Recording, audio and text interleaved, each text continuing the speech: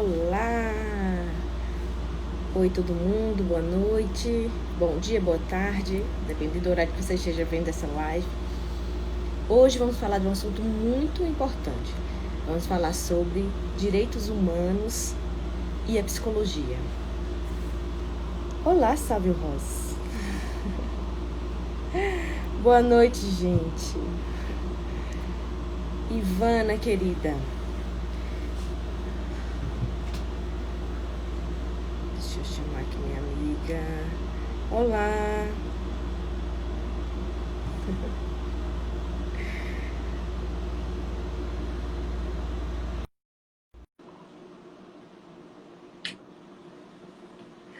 Ivana tá chegando. Olá.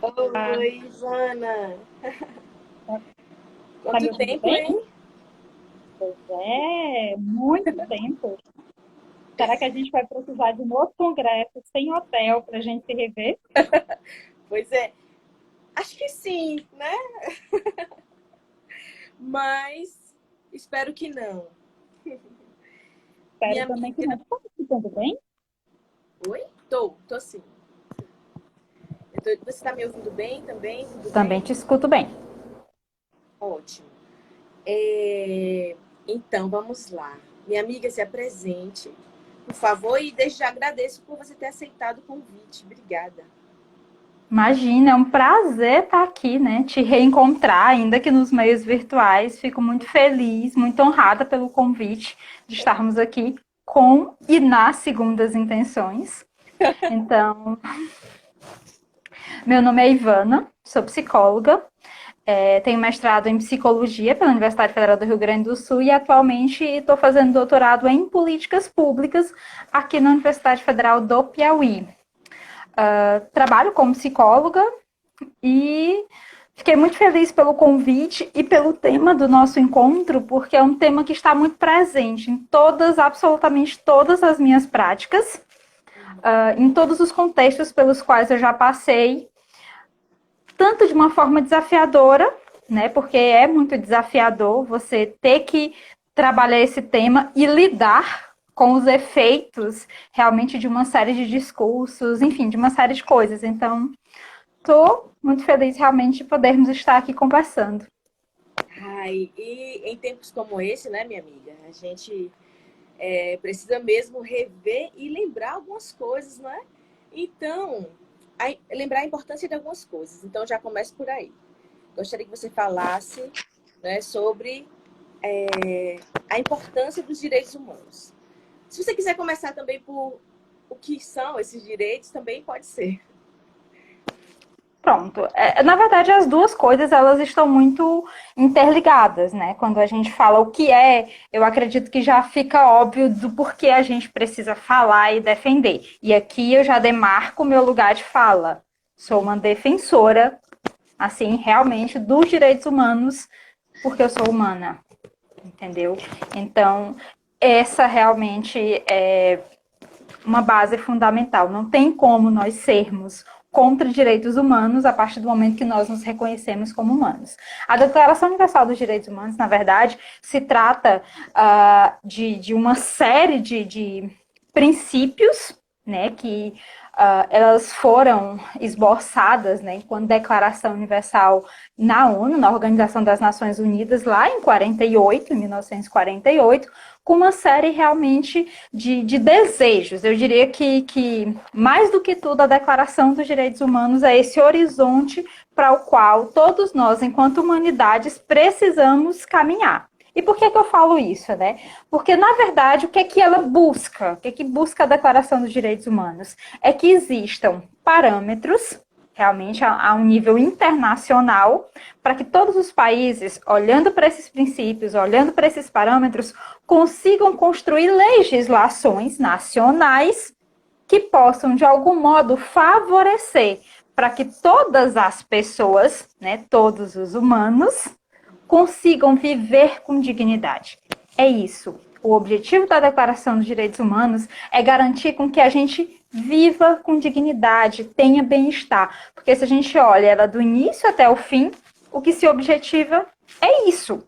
entendeu? E a partir disso, a declaração ela começa a colocar, né, para os estados e as nações signatárias, e o Brasil é signatário, tanto é que na nossa Constituição nós temos uma série de princípios, uma série de artigos lá que explicitam que todo mundo é igual, que a gente tem direito a amparo, que a gente tem um monte de coisas, porque isso é inspirado realmente na Declaração dos Direitos Humanos.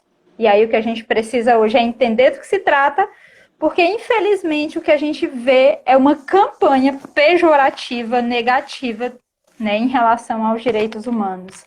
A gente tem visto, e nesses tempos, né, nos últimos anos aí, eu diria que isso tem se intensificado ainda mais, não é aleatório, as fake news que envolvem as questões de direitos humanos não são aleatórias, elas são intencionais, elas são perigosas para todos nós. E por isso mesmo eu fico muito feliz com essa oportunidade de falar sobre isso, porque a gente precisa entender qual que é o objetivo, entender o que está realmente lá na declaração, para a gente começar a se reconhecer, entendeu? À medida em que a gente conhece, eu acho muito difícil a gente não se reconhecer como defensora dos direitos humanos. Olha, veja bem, nós com certeza, né? Nós. Mas tem muita gente, eu acho que por desinformação, inclusive por algo que você falou maravilhosamente bem, por algo produzido, né? Essa desconfiança em relação aos direitos humanos e as pessoas que defendem é algo construído, né? Então, assim, quem não defende os direitos humanos é porque não sabe do que se trata. Pelo menos é a minha hipótese, não é? Não então, sabe. Assim, eu também sou defensora dos direitos humanos. Eu acho que a gente precisa falar, colocar a cara a tapa, sabe? Assim, se colocar onde alguém está precisando de uma fala, de um posicionamento, né? Então, minha amiga, vamos lá. Jogue duro, vamos explicar para quem não sabe, para quem ainda não entendeu do que se trata essa coisa linda que é essa declaração dos direitos humanos. A Declaração dos Direitos Humanos ela vai trazer, né, o básico do nosso direito. Se a gente olha do início ao fim, o que a declaração vai estar tentando preservar é o nosso direito à vida, né? E quando eu digo vida, não quero dizer só em estar vivo, não. Em estar vivo é a primeira coisa, porque até para a gente usufruir dos outros direitos, a gente precisa ter o direito à vida assegurado. Entendeu? Esse é o primeiro princípio. Direito à vida. O direito à igualdade, que essa é uma das coisas também que eu acho que mais incomoda e que mais faz com que nós tenhamos tantos discursos contrários à Declaração dos Direitos Humanos, porque ela busca, de fato, salientar essa igualdade em todos os aspectos possíveis, entendeu? E, por outro lado, salvaguardar as pessoas de práticas que até na nossa sociedade atual ainda são práticas persistentes. Então, todas essas defesas, né, elas acabam incomodando. Por exemplo, o que está na Declaração dos Direitos Humanos? Às vezes, não sei se você já deve ter escutado isso aí, imagino que isso não seja só do Piauí. Diz que não é Declaração dos Direitos Humanos, é Declaração dos Direitos dos Manos, fazendo uma analogia aí como se fosse alguma coisa voltada, né, para bandido, para criminosos, e na verdade é justamente o oposto. É para nos proteger de todos os crimes, é para nos proteger, né, de termos aí o risco de ficar à mercê, né, seja dos governantes, seja uns dos outros. Porque uma outra coisa bem interessante também, além desses direitos básicos, é que a Declaração dos Direitos Humanos ela já começa dizendo que é fundamental que a gente aprenda a tratar o outro a partir de princípios de solidariedade e respeito. Essa também é uma coisa fantástica, entendeu? Então, ela vai resguardar, por exemplo, o direito ao trabalho e à não escravidão. E a gente sabe, por exemplo, que a exploração do trabalho é o que mais enriquece, né? O que mais enriqueceu desde a época da escravidão e é também o que enriquece hoje. Não à toa a gente está numa pandemia com o empobrecimento da população geral absurdo e os milionários dos grandes bancos estão aumentando absurdamente, Isso. né? As suas fortunas. Então, a Declaração dos Direitos Humanos ela vai trazer isso para dizer, olha, todo mundo tem direito a trabalho e tem direito a um trabalho que consiga remunerá-la de forma digna. Porque hoje o nosso trabalho ele também não remunera a gente de forma digna. Isso. E eu falo principalmente dos trabalhadores que estão realmente no nível realmente de maior fragilidade, sabe? Que ganham um salário mínimo para sustentar uma família, pagar o aluguel, se locomover. E antes de eu falar qualquer outro gasto, ele já está endividado, porque ele não tem condições de fazer isso, a não ser que ele não consiga acessar os seus direitos de forma efetiva, que é o que a gente tem, né? A gente ainda tem situações de insegurança alimentar, a gente ainda tem uma série de situações de insegurança habitacional, assim por diante, né? Então, a declaração, ela vai trazer toda essa base, né? E é muito importante ainda que quando a gente lê a declaração, você vai dizer, uau, mas isso não acontece, isso é utópico. Algumas coisas lá ainda não se materializaram. Mas me diga uma coisa, minha amiga, se a gente não tiver um horizonte para o qual a gente caminhar, a gente não caminha. É muito melhor a gente andar olhando para o mar do que andar olhando para o nada. Então a gente tem um horizonte incrível para o qual, quanto mais a gente defender, mais a gente vai conseguir se aproximar. Porque o que acontece, por exemplo, com todo esse discurso que faz com que as pessoas tenham essa ideia pejorativa dos direitos humanos, as pessoas elas se distanciam de conhecer, de fato elas não conhecem, e não conhecendo, elas também não defendem e não buscam as garantias que estão previstas, não só numa declaração que é internacional, mas na nossa própria Constituição, que incorporou esses princípios. A gente não defende, porque a gente não conhece. E uma outra coisa também que eu acho que faz com que as pessoas desconheçam é porque a gente tem ainda, né, infelizmente, um comportamento comum de desumanização do outro, né? Há uma série de outras pessoas que na percepção de muita gente, não merecem ser chamadas de humanos. Elas são colocadas no lugar de monstro, desumanizada, e aí, portanto, se vem qualquer lei, qualquer coisa, dizendo que ela é gente, dizendo que ela é humana, eu vou me posicionar contra. Entendeu? Então a gente tem. E essa desumanização, ela não acontece, não é nem só de uma pessoa, por exemplo, que cometeu um crime. Às vezes é por uma questão de cor de pele, é por uma questão de orientação sexual, é por uma questão de crença religiosa. E quando a gente desumaniza, a gente quer negar qualquer tipo de direito. Isso. Eu acho que, e inclusive, o primeiro ponto é esse, não é, minha amiga? É desumanizar, né? E aí você tira a humanidade, pronto, acabou. Eu fiquei até emocionada quando você falou dos trabalhadores, por uma coisa, porque eu lembrei que esses dias, assim, mais uma vez, né, foram tirados de uma fazenda escravos, ou melhor, trabalhadores escravizados. Meu Deus, hoje em dia, né? Então, assim, aí, quando você vai ver quem são essas pessoas que ainda hoje são latifundiários e que fazem e praticam escravidão com seus trabalhadores, você vê que são políticos, que são pessoas que têm um poder não só aquisitivo, mas um poder real diante de um poder legislativo, não é? E aí eu lembrei, uma coisa puxou a outra, eu lembrei quem foi a pessoa que disse essa história do direito dos manos, né? Que foi Paulo Maluf, né? Meu Deus, quem é esse homem, né? Assim, diante de toda a história, todo histórico, uma pessoa dessa se coloca contra os direitos humanos, dizendo que é algo em proteção de bandidos, né, dos manos. Logo ele. Enfim. Mas é assim, Fernanda. Pois é. Algumas pessoas entraram agora, eu quero mandar um beijo para todo mundo. E aí eu queria que você repetisse, minha amiga, que eu achei tão lindo. Queria que você falasse novamente o que são os direitos humanos, assim, mas sabe, que você falou tão bonitinho assim, direito político, econômico. Fala de novo isso, por favor. Ai, meu Deus, eu não sei falar as coisas duas vezes, não. Isso é muito desafiador. É sério.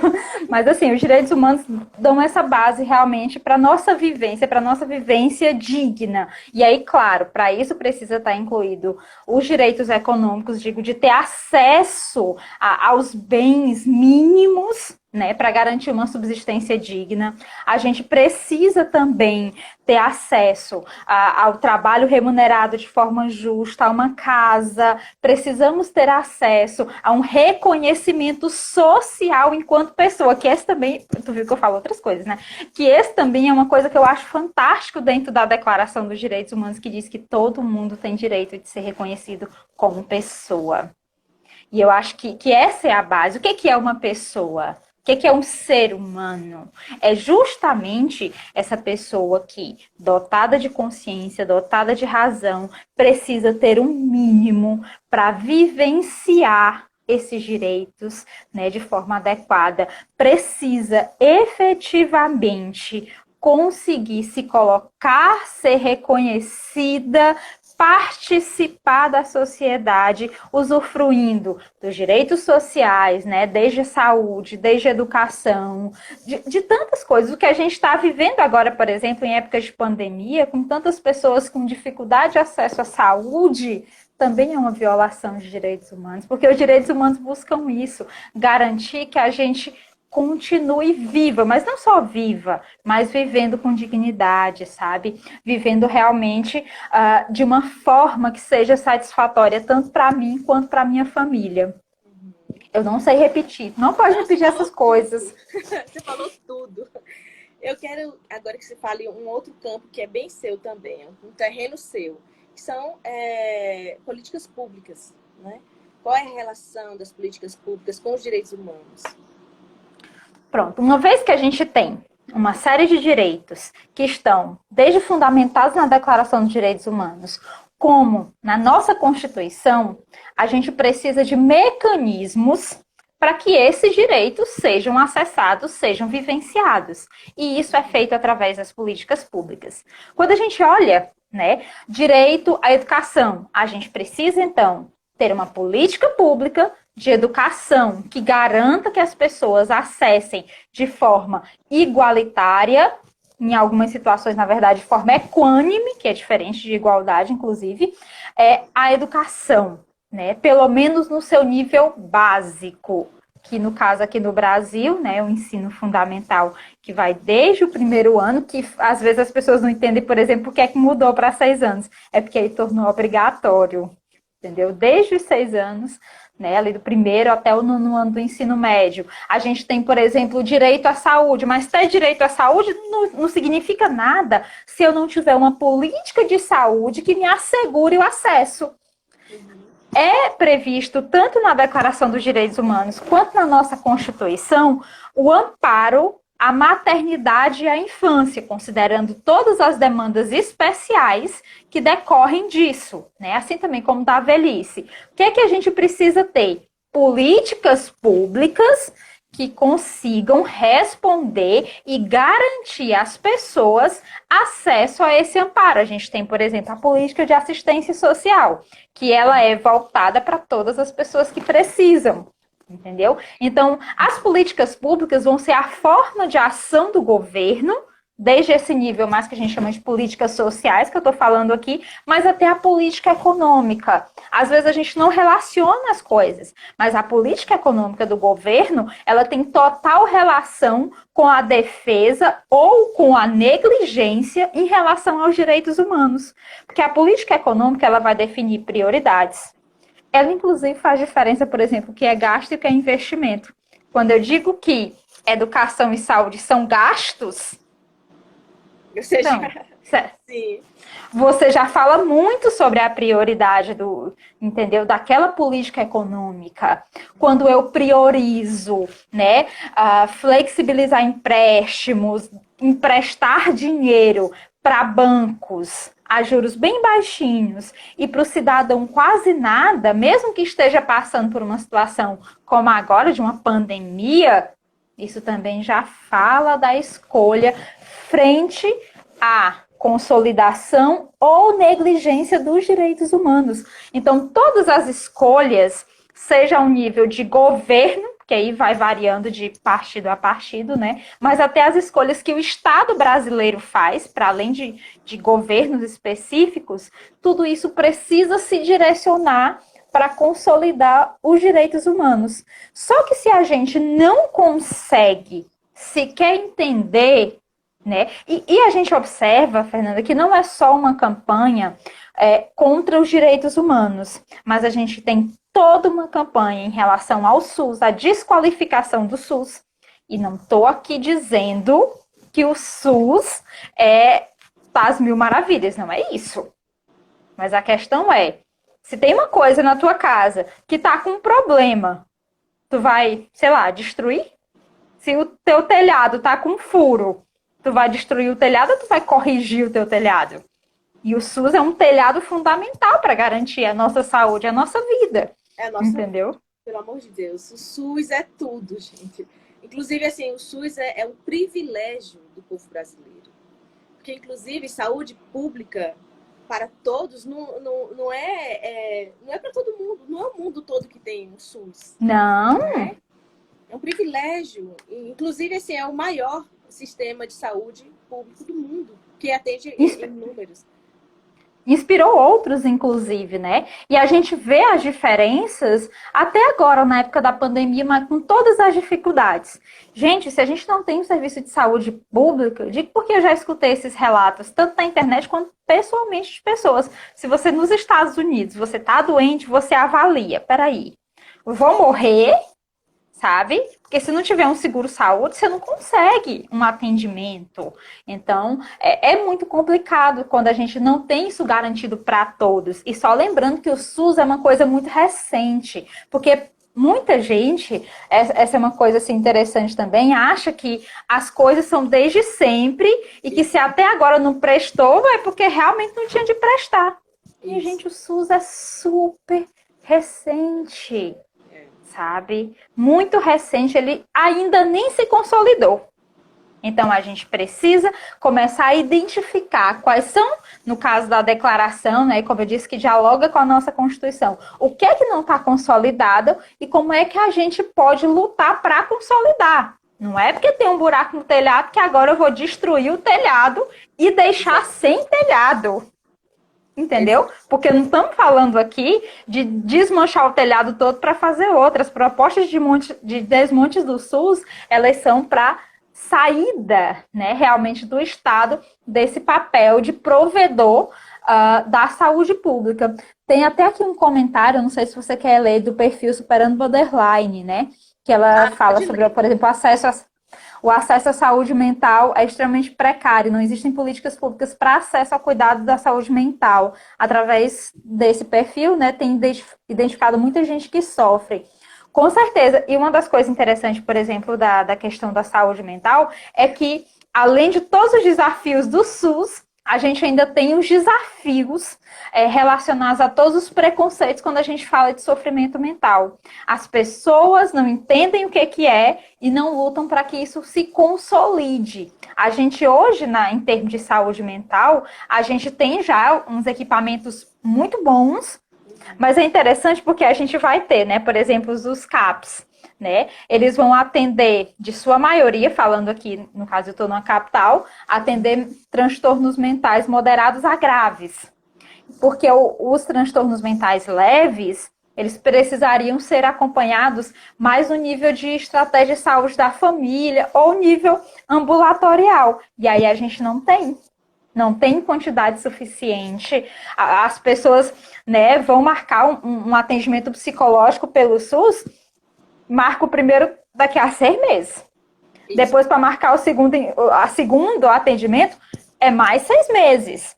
Então, assim, fica muito difícil. A gente sabe que, por exemplo, o atendimento psicológico, ele precisa ser, principalmente no início, semanal. Então, é um direito que está sendo violado. É um direito humano que está sendo violado. Mas ainda, falando sobre essa questão de saúde mental, a gente ainda tem também, por exemplo, um processo de desumanização das pessoas em sofrimento mental. Então, é realmente muito difícil. Muito difícil, porque daí a gente nega a ele esse direito de um atendimento ou acha que ele tem que ser atendido preso, né, que era todo o modelo hospitalocêntrico, manicomial, que a gente tinha também até pouco tempo atrás. E em alguns lugares a gente ainda tem. Inclusive, assim, aí a gente vê a relação de interesses diversos, tanto dentro do desmonte do SUS, né, como dentro do desmonte desses novos processos de acolhimento à pessoa com algum problema de saúde mental. Um exemplo é que um ministro da economia, ou não sei, ele tem relação com pessoas que manobram todas as relações de plano de saúde do país. Olha que conflito de interesses, né? Então, quem quer acabar o SUS é quem quer fortalecer os planos de saúde.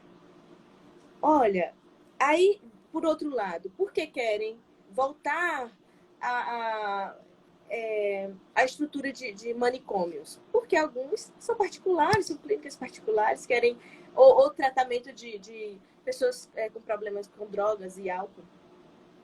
Então, assim, tem um interesse econômico que não vai favorecendo a quem está do outro lado. Favorece ao empresário, a quem tem um olhar de empresa, né? Isso é extremamente antiético.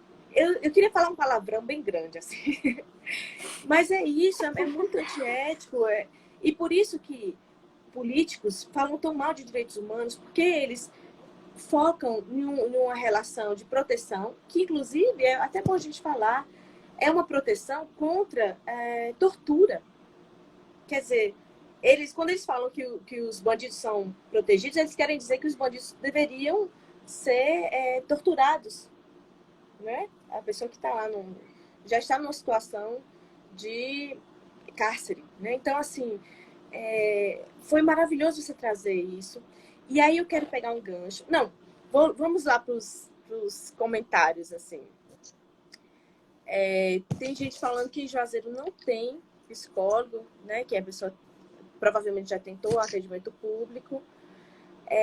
Entrou aqui Rosângela, né? Que aceitou trocar a data com você. Rô, um beijo. A psicóloga também vai falar sobre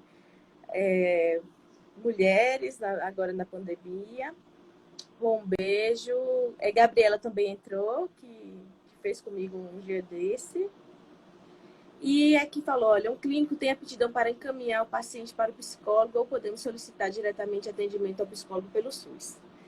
Bom, Kleber é um amigo de longa data também. Kleber, existe uma coisa chamada ato médico, que colocou alguns profissionais, como fisioterapeutas, psicólogos, atados mesmo a uma indicação médica. Então, assim, você não pode, num serviço, por exemplo, que usa plano de saúde, ir diretamente ao psicólogo. Você precisa passar por um médico. Então, o que é algo, assim, que eu acho que enfraquece a relação de qualquer profissional, né? Você tira o poder de um profissional e coloca na mão de outros. Minha querida, continue, por favor. Agora, pronto, o gancho que eu queria falar. Vamos lá. Me dê aí o gancho. O gancho é o seguinte: qual a relação da psicologia com os direitos humanos? Olha, essa é uma pergunta difícil, porque não se dá para pensar psicologia sem a defesa dos direitos humanos. E eu não estou dizendo isso só porque está no nosso código de ética, porque isso está expressamente no nosso código de ética. A psicologia defende direitos humanos. Um psicólogo ou uma psicóloga que se diz contra os direitos humanos está cometendo uma infração ética. Então, é isso aí. Mas não é só por isso. A psicologia não dá para ser pensada fora, né, ou sem vínculo com os direitos humanos, porque como é que a gente vai estudar desenvolvimento, personalidade? Como é que a gente vai estudar adoecimento e saúde mental? Como é que a gente vai estudar todas as relações sociais se a gente não reconhecer e defender esse básico que é as pessoas sendo reconhecidas como pessoas? Então, não tem como se pensar psicologia descolada dos direitos humanos, porque toda a nossa ciência deixa muito claro que as pessoas precisam de condições mínimas para se desenvolver, para viver com dignidade e que isso faz diferença, né, na vida dela como um todo, em como ela se expressa, em como ela se coloca, em tudo. Então, a psicologia, tanto enquanto ciência, como enquanto profissão, defende, ratifica, né, tudo que está descrito nos seres humanos, na Declaração dos Direitos Humanos, que vale para todos os seres humanos. Se a gente olha todo o nosso código de ética, e não só nessa parte, onde ela diz expressamente, mas quando a gente fala, por exemplo, que o psicólogo não pode fazer uma discriminação, que o psicólogo não pode impor uma crença política religiosa, que o psicólogo não pode fazer um monte de coisas, não pode ser conivente com violência, com tortura, com opressão, a gente só está também refletindo todos esses princípios, né, da Declaração Universal dos Direitos Humanos. E eu só queria pegar um gancho anterior, na verdade, quando falou da troca com a Rosângela, porque eu acho que essa foi uma troca excelente. Porque dia 12, agora de agosto, depois de amanhã, é comemorado, né, o Dia Internacional dos Direitos Humanos. Apesar de que a Declaração dos Direitos Humanos é 10 de dezembro, dia 12 de agosto também a gente tem esse dia dos direitos humanos. Então eu acho que foi uma troca. Obrigada novamente, Rosângela. Que ficou bem na data. Pois é, que massa! As relações com o universo aí. Sim. Eu queria... Você quer falar mais alguma coisa? Porque quero falar uma coisa com quem está assistindo a gente. Quem assistiu Coringa? Pode falar. Aí? Você assistiu Coringa? O filme Coringa? Assisti. Quem mais assistiu? Vamos ver quem vai. Falem aí, gente, nos comentários. Bota uma carinha aí. Quem viu Coringa, gente? Porque, amiga, quantos gatilhos, literalmente. Olha, quem não viu, spoiler, tá, gente? Cuidado. Quantos gatilhos relacionados à saúde mental, né? Não só a saúde mental, mas o acesso ao profissional de saúde mental. Como isso tem a ver com as políticas públicas, como isso tem a ver com os direitos humanos. Você quer falar um pouco sobre isso, assim, sobre o que você sentiu quando assistiu? Eu queria só falar uma coisa, porque eu acho que eu vou repetir isso muitas vezes aqui, mas é porque eu acho que esse é o fundamento, é um dos fundamentos realmente do que a gente está falando aqui hoje. O Coringa, em todos os seus processos, ele deixou bem claro que ele não era reconhecido como pessoa. E o quanto esse não reconhecimento trouxe todo um adoecimento, trouxe todo um contexto. E aqui, gente, só para salientar, não estamos aqui defendendo práticas, nada disso. Não. Mas se a gente não compreende o processo, a gente nunca vai conseguir alterar. Não adianta a gente não compreender. Quando a gente coloca em qualquer situação, mas nesse contexto aconteceu isso, aquilo, outro, não é porque a gente está defendendo. Não. É porque se a gente não entende, e ele de fato foi um filme cheio de gatilhos para a gente parar para pensar nisso. E a gente conseguir treinar, pelo menos durante o filme, a nossa empatia com essa dor daquele que geralmente a gente desumaniza, que a gente torna monstro. Eu acho que é um filme fantástico. Ainda não assistiu, assista. Vale a pena ver. E isso, eu assisti ontem, com um atraso, né, de um ano aí. Mas essa relação com o acesso me chamou muita atenção, o acesso a políticas públicas, né? Tem todo um contexto, né? Tem o contexto do ano, do país em que ele vive e tudo mais. Mas, assim, quantas vezes a gente ouve essa política de interna, né? Internar a pessoa, do não acompanhamento. Você pode falar um pouco sobre isso? Assim, você teve experiência com CAPES? Você teve experiência? Com CAPES não tive, mas eu tive experiência em outras instituições que, assim, no caso, já trabalhei em NASF, que é trabalhar na estratégia de saúde da família, então na proteção de saúde no nível mais básico.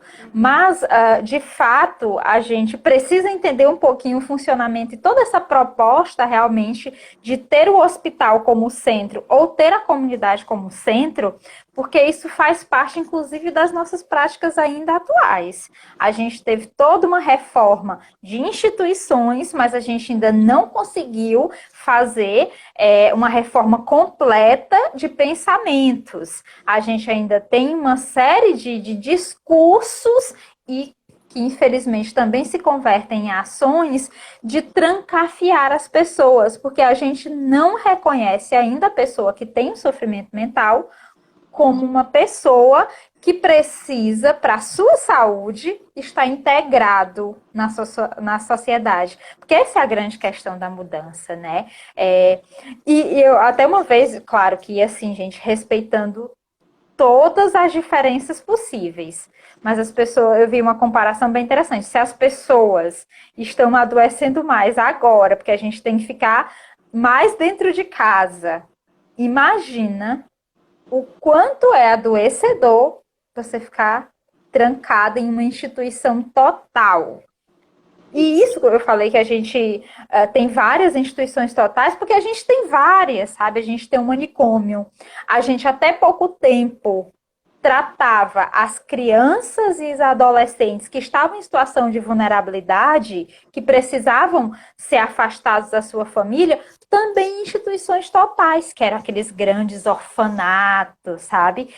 Nas Santas Casas de Misericórdia, e a gente dizia, estou aqui fazendo bem para eles, e a gente desumanizava. E a gente desumanizava à medida em que a gente negava essas necessidades mínimas que as pessoas têm de acessar, porque a própria Declaração dos Direitos Humanos, estou dizendo que ela é top, ela vai dizer também que também é direito das pessoas vivenciarem na sua comunidade atividades culturais, de lazer, compartilharem relações sociais, sabe? Porque isso faz parte do mínimo para uma vida digna, né, de todos nós. Então, quando a gente tranca, a gente não só não está tratando, como a gente está agravando aquele quadro, né? Não à toa as pessoas moravam nos hospitais psiquiátricos, sabe?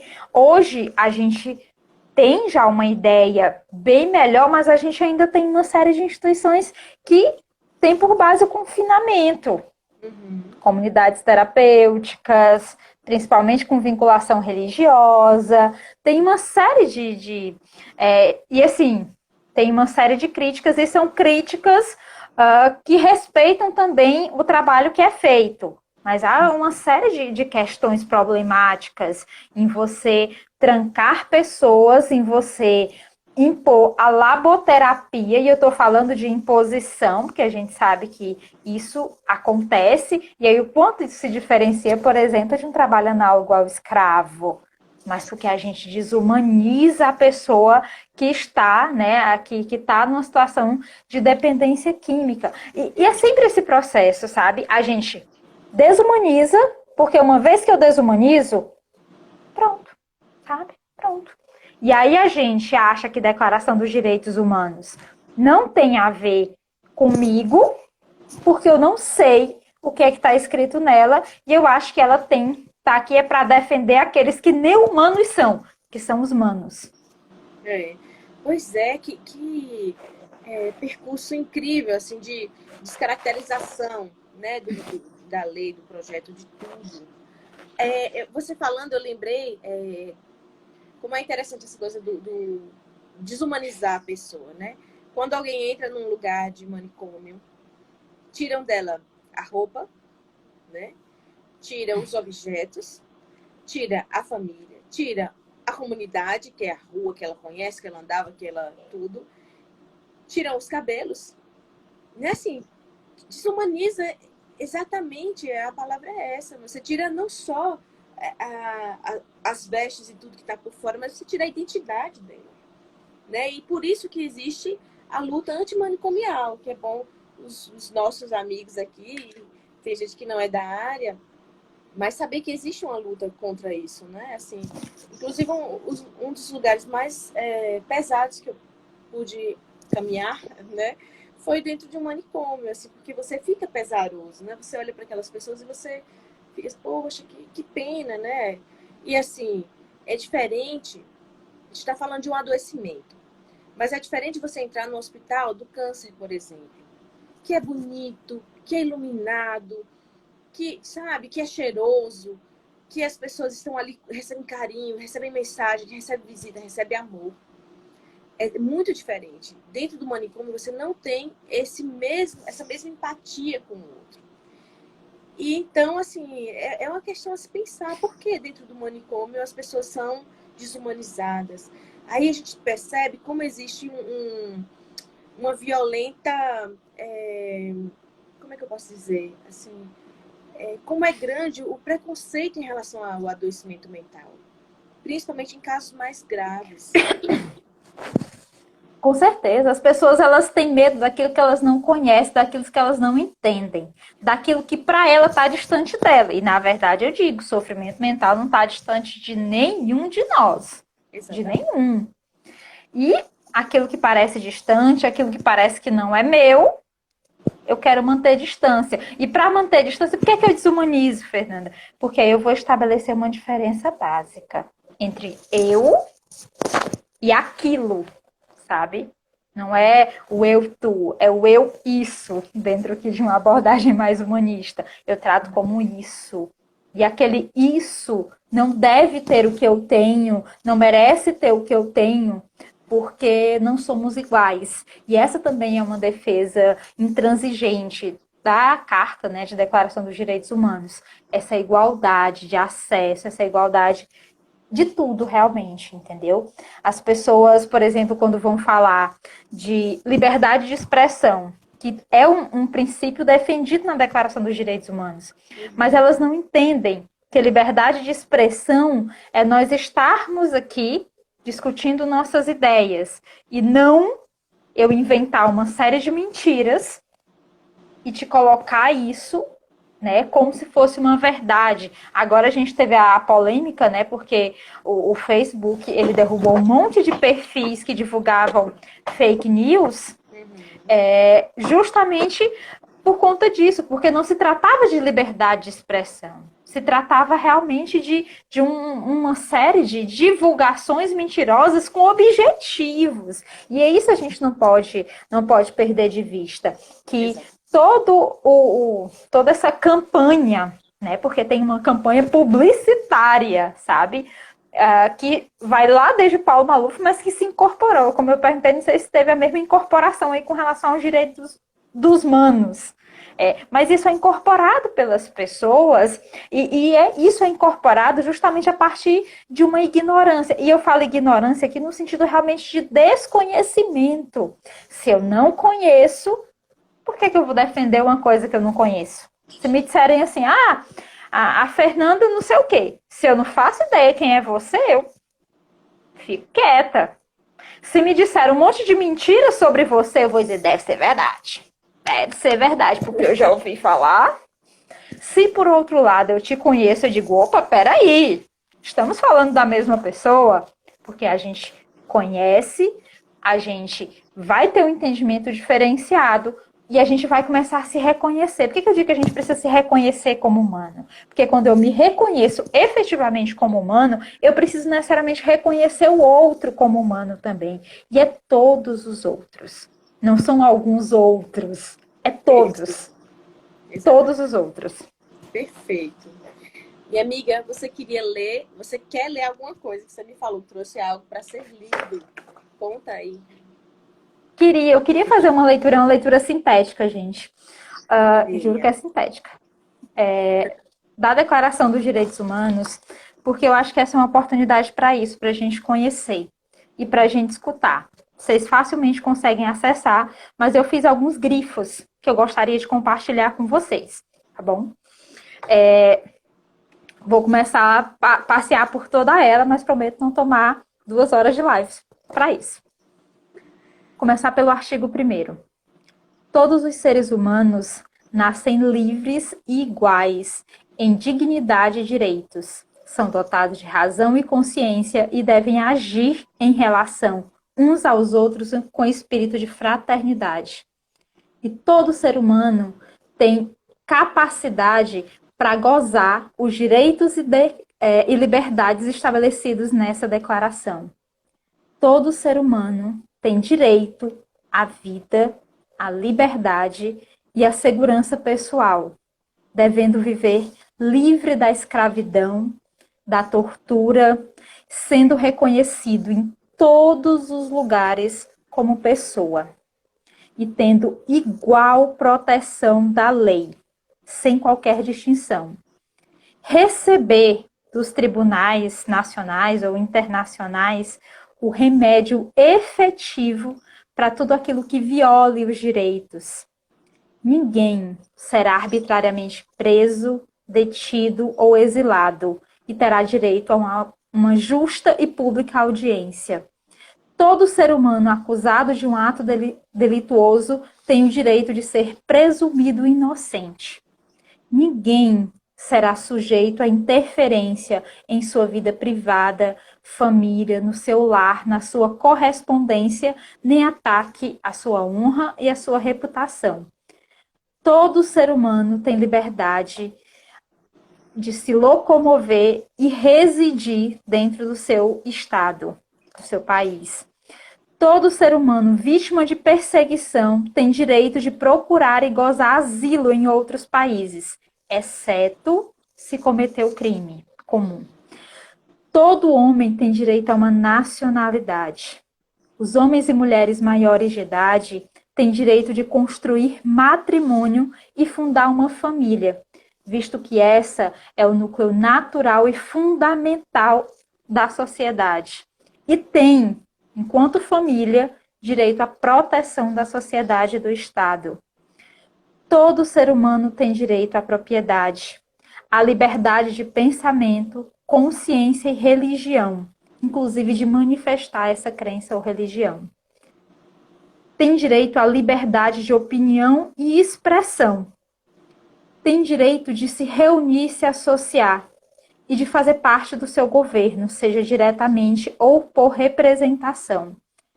Todo ser humano tem direito igual de acesso ao serviço público do país, à segurança social, aos direitos econômicos, sociais e culturais indispensáveis à sua dignidade e ao livre desenvolvimento de sua personalidade. Todo ser humano tem direito ao trabalho, né, e a condições justas e favoráveis, com remuneração justa e satisfatória, que lhe assegure, assim como a sua família, uma existência compatível com a dignidade humana. Todo ser humano tem direito ao repouso e ao lazer, a um padrão de vida capaz de assegurar-lhe e à sua família saúde e bem-estar, inclusive alimentação, saúde, vestuário, habitação, cuidados médicos e serviços sociais, e direito à segurança em caso de desemprego, de doença, invalidez, velhice e outros. Tem direito a cuidados e assistências especiais. Todo ser humano tem direito à instrução, no sentido pleno do desenvolvimento de sua personalidade. Tem direito de participar da vida cultural da comunidade. Tem direito a uma ordem social e internacionais em que os direitos e liberdades estabelecidos nessa declaração possam ser realizados. Todo ser humano tem deveres para com a comunidade no qual o livre e pleno desenvolvimento da sua personalidade é possível. E nenhum dispositivo da presente declaração pode ser interpretada para de qualquer modo, destruir os direitos e liberdades aqui estabelecidos. Concordamos com isso? Essa é a Declaração dos Direitos Certeza. Humanos. Coisa Não linda. fala nada sobre proteger quem cometeu crime. Não fala nada. Fala em manter a possibilidade de uma vida digna, inclusive de uma reconstrução após uma situação delituosa, mas fala de garantir, né, dessa obrigação do Estado garantir a todos nós vivermos e sermos reconhecidos na nossa família, na nossa comunidade, para o Estado, sermos reconhecidos iguais, independentemente de onde eu more, independentemente da minha cor de pele, que a gente sabe que esse é o marcador. Infelizmente, ainda no nosso país, nós estamos falando aqui, nós somos mulheres brancas e nós falamos de lugares privilegiados na nossa sociedade, infelizmente, e a gente precisa, inclusive, reconhecer esse privilégio, né? Então, os nossos direitos ainda são mais preservados. A gente não pode ser discriminado pela nossa identidade de gênero, pela nossa sexualidade, né? Pela nossa idade, né? A gente precisa realmente começar a entender que todo o objetivo da Declaração dos Direitos Humanos é fazer com que esse mínimo seja possível a todas, absolutamente todas as pessoas, independente da nacionalidade, mas que ela possa recorrer a uma vida que lhe traga, né, dignidade e satisfação. Ai, meu Deus, que coisa linda. Ivana, isso é tão lindo. Isso é tão essencial, não é? Isso é tão raiz de tudo, né? Raiz de todo bem, que Saulo fala na música. Porque, assim, não tá querendo nada demais. Ninguém tá querendo enriquecer.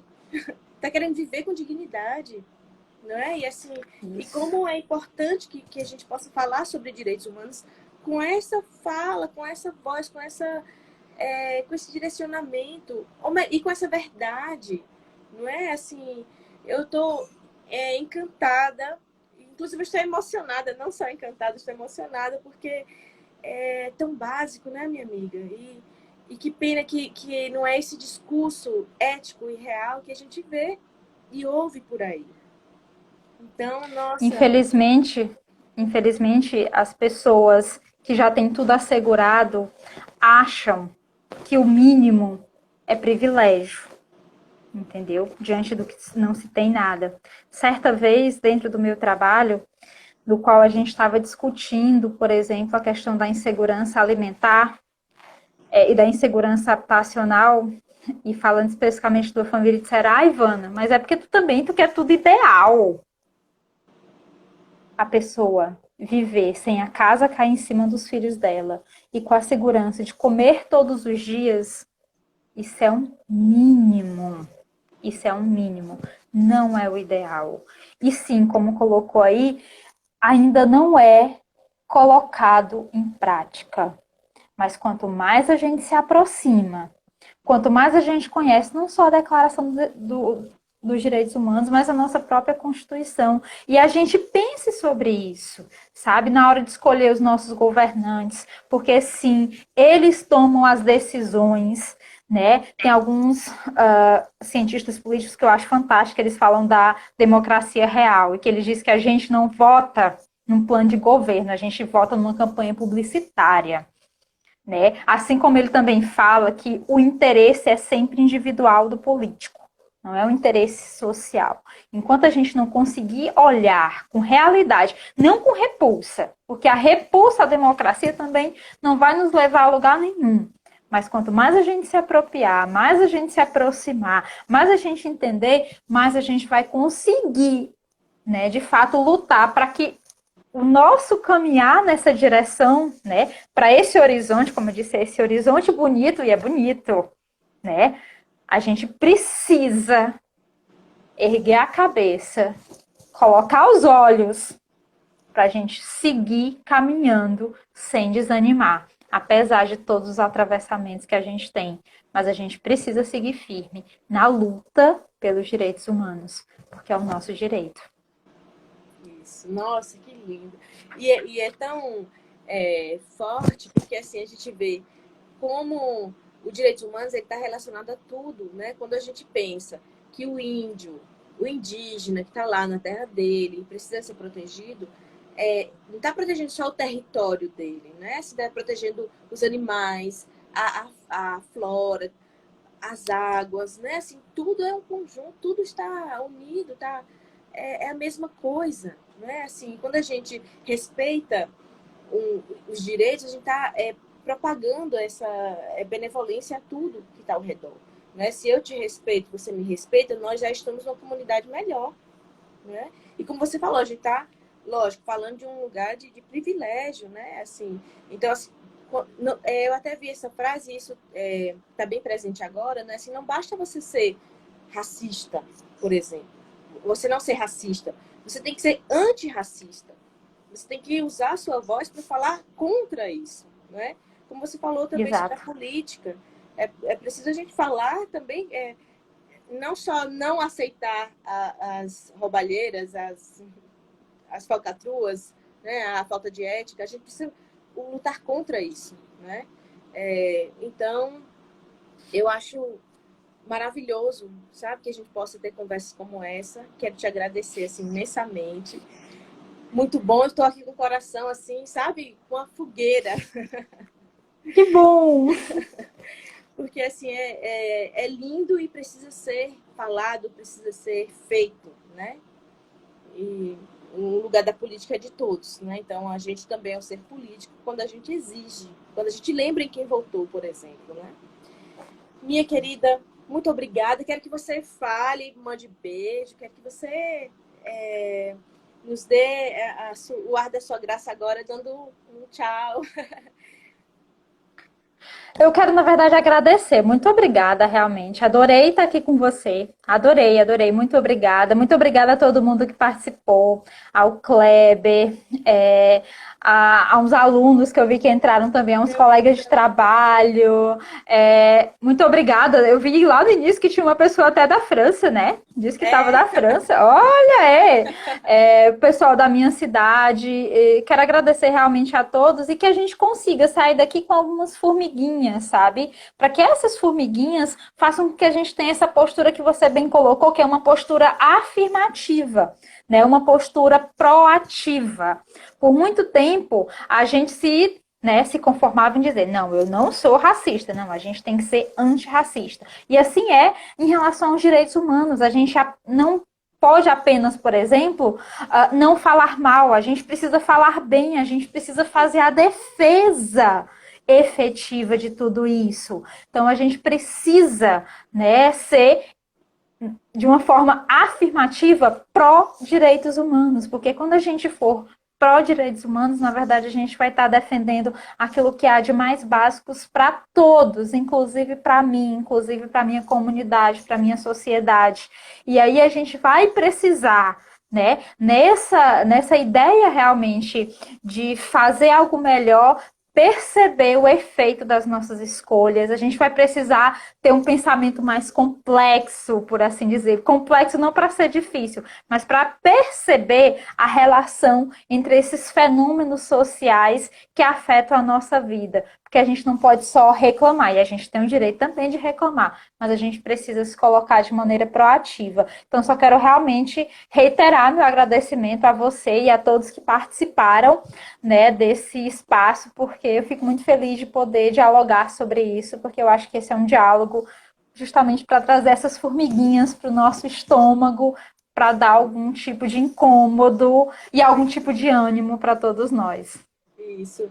Minha amiga, um beijo. Obrigada. Gente, quem gostou, deixa nos comentários. Eu vou salvar e publicar. Tá? E vou publicar no YouTube também. Então, assim, obrigada a todo mundo que participou, quem assistiu, quem vai ver depois, quem está vendo agora. Obrigada. Nós temos 45 segundos para se despedir. Então é isso. Só Obrigada. agradecer. Tá?